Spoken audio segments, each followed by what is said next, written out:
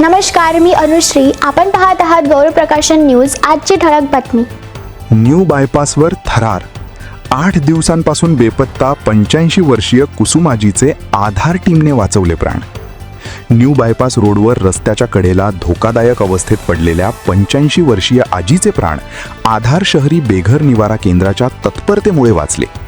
8 दिवसांपासून घरातून बेपत्ता असलेल्या कुसुम दौलतराव मेश्राम या आजी लोणी टाकळी परिसरात आढळून आल्या.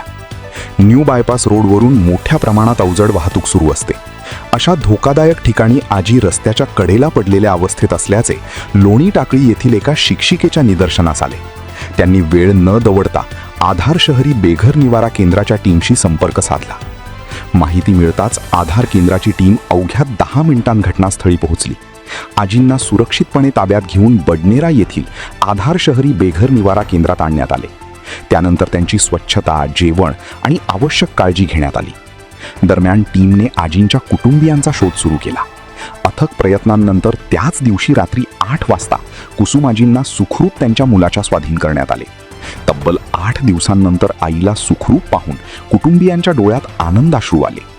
या कार्यात संचालक राजीव बसवनाथे, व्यवस्थापिका ज्योती राठोड आणि काळजीवाहक रोहित घोंगडे यांच्यासह आधार केंद्राच्या टीमने विशेष परिश्रम घेतले. एका शिक्षिकेने दाखवलेली तत्परता आणि आधार केंद्राच्या टीमने अवघ्या 10 मिनिटांत केलेली मदत यामुळे एका वृद्ध महिलेचा जीव वाचला आणि त्या पुन्हा आपल्या कुटुंबियांपर्यंत सुखरूप पोहोचल्या.